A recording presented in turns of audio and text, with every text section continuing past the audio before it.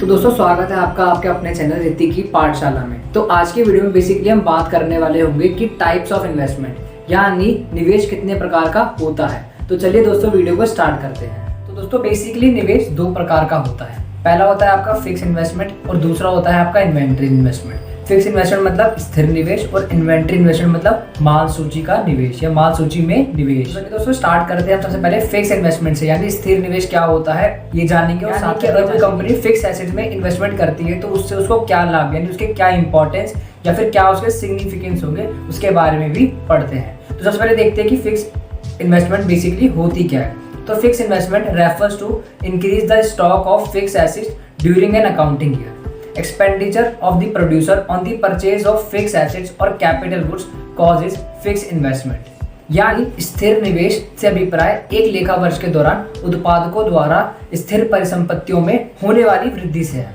यानी इसका मतलब क्या है, इसका मतलब क्या निकल कर आता है, इसका मतलब ये निकल कर आता है कि अगर कोई प्रोड्यूसर के पास स्टार्टिंग में 3 मशीनरी थी और at the end of the year उसके पास 4 मशीन हो जाती हैं, तो इसका मतलब ये निकल कर आता है कि उसने इस साल एक मशीन यानी एक फिक्स एसेट्स में इन्वेस्टमेंट करी है। तो इससे बेसिकली होता क्या है कि जो उसके पास फिक्स एसेट्स का स्टॉक पहले था जो कि इस केस में 3 था और at the end of the year वो 4 हो गया। इसका मतलब यानी जो एक एसेट्स में इन्वेस्टमेंट उसने करी है यानी जो उसका स्टॉक एक से बड़ा है वो ये दर्शाता है, यानी ये डिनोट करता है कि इस साल उसने एक फिक्स एसेट्स में और पैसा लगाया है। तो अगर उसने फिक्स एसेट में पैसा लगाया है तो उसको हम फिक्स इन्वेस्टमेंट कहते हैं। तो चलिए देखते हैं कि अगर इसको निकालना हो तो उसका फॉर्मूला क्या बनता है।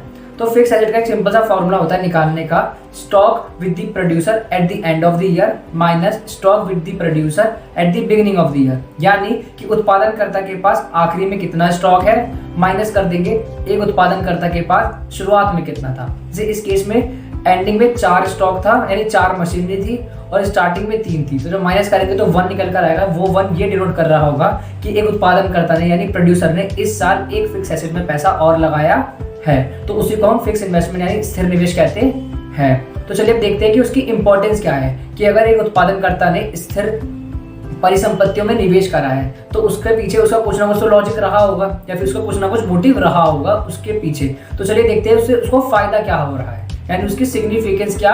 चलिए दोस्तों जानते हैं कि स्थिर परिसंपत्तियों में यानी फिक्स एसेट्स में इन्वेस्टमेंट करके एक उत्पादनकर्ता को क्या लाभ होता है।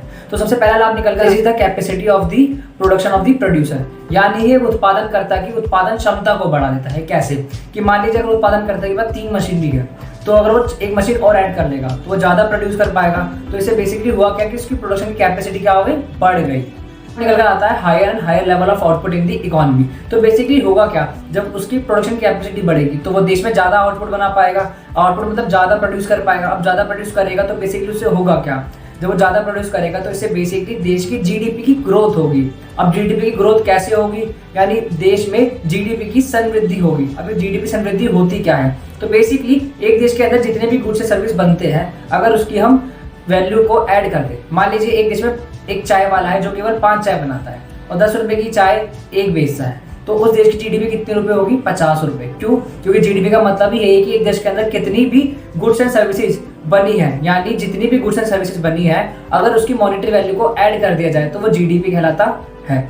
तो बेसिकली हुआ क्या, पहले उसकी कैपेसिटी बढ़ी, कैपेसिटी बढ़ने से उसका आउटपुट बढ़ा, आउटपुट बढ़ने से क्या होगा कि देश की जीडीपी बढ़ेगी। और इसमें टर्म दे रखी है इकोनॉमिक ग्रोथ। तो बेसिकली इकोनॉमिक ग्रोथ का मतलब होता है कि जब किसी देश की जीडीपी लगातार कई लंबे टाइम तक बढ़ती रहती है यानी लंबे समय तक बढ़ती रहती है तो उसको हम इकोनॉमिक ग्रोथ यानी आर्थिक समृद्धि कहते हैं। तो दोस्तों आई होप आपको समझ आया होगा बेसिकली कि फिक्स एसेट में इन्वेस्टमेंट करने पर एक उत्पादनकर्ता को क्या क्या लाभ होता है। तो यही कारण है कि उत्पादनकर्ता द्वारा फिक्स एसेट में भी इन्वेस्टमेंट किया जाता है, क्योंकि कोई भी कंपनी ये नहीं चाहती कि उसके पैसे जो है खराब हो, तो उस पैसों को बचाने के लिए वो हर प्रयास करेगी।